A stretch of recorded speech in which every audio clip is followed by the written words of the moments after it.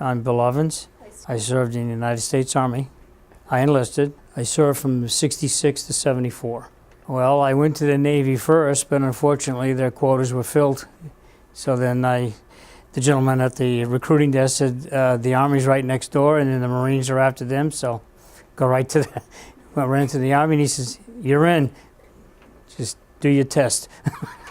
So from then on it was history. So it was a long train ride. I ended up at Boston South Station, and there was somebody that agreed, and all you had was an envelope that said, you know, board this train at this time. And they just yelled out the number and said all military people that are going to wherever the destination is. And we boarded the train.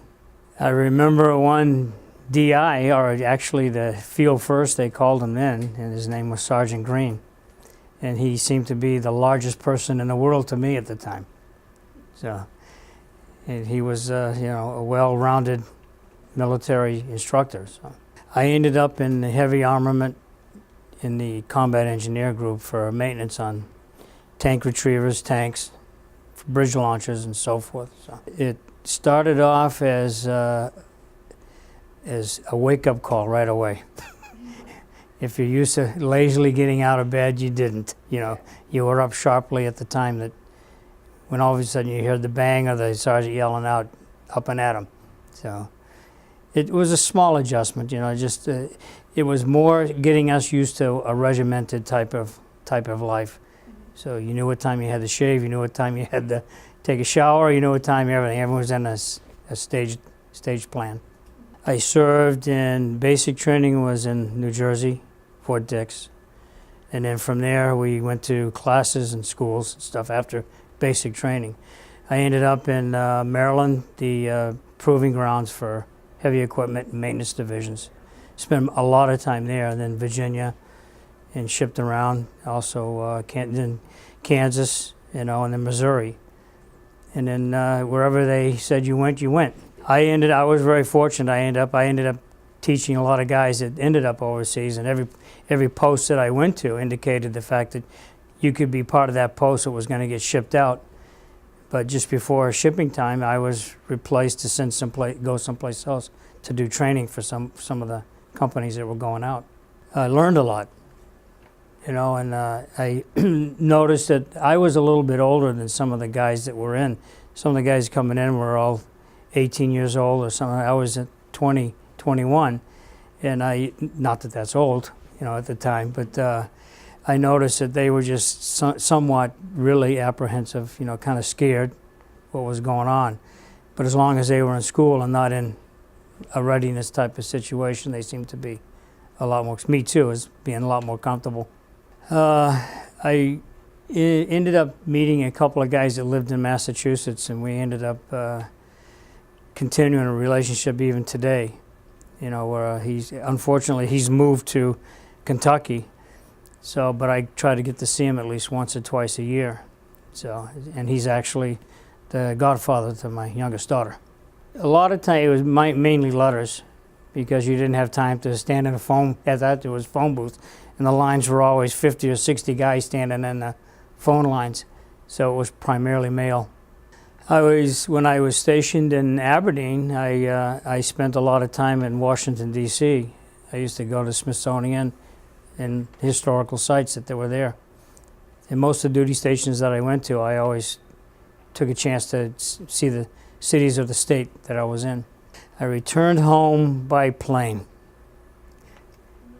It was I'll tell you this story. It was kind of an interesting flight, because when I got to the airport, at that time, I don't know if you guys knew, in the 60s and stuff, there was a lot of anti-military, you know, people or groups didn't like it, and I was sneered at, you know, yelled at, and some people, you know, just didn't care for me in uniform. On the plane?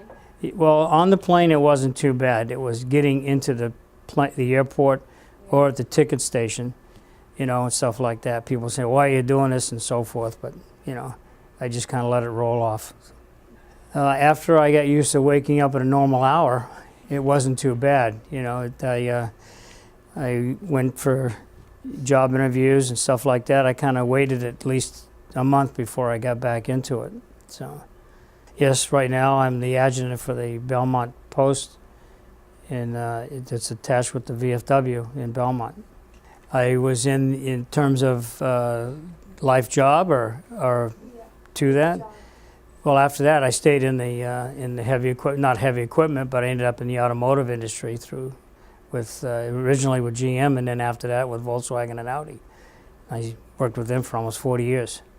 Not knowing whether I was going to be going into a combat situation at any time, it was kind of edgy for at least, a few years, not knowing what it was going to be like. And then with that time, I'd gotten married as well, and military life for the wife wasn't too enjoyable, but it was, and then had our first child when I was in too. So you're slow to develop friendships, after a period of time, but after that, you still keep an awful lot of your training aspects and your life aspects. You do your job, you get up, you kind of formulated your lifestyle when you came out of the service for what you got taught. I did. A lot of guys have different ways, but it was a good lesson, because you met an awful lot of people while you were in the service. We could avoid wars, but then at this particular time, in our time now, it's something that's, it's not a political war, but it could turn into a political war that we have. Some people say it is, some people say it's not, but the impact to me is that, we're always going to have them. In the situation that the U.S. is in, is that we're going to be like a governing policeman, which we shouldn't be, but it's part of what the life is. The basis of power that we are the basis of power that are going to be. So, military life is not bad. It's a good life lesson. And unfortunately, in some countries, people or young adults like yourselves have to serve in the military for their country. I think it's a good idea that we do that in order to know what's involved in keeping our country the way it is. There's a lot of things that we do while we're in the service that you can say, and there's a lot of things that you have that are funny, that you can, do. I can give you just one story real quick. It was when I was in boot camp.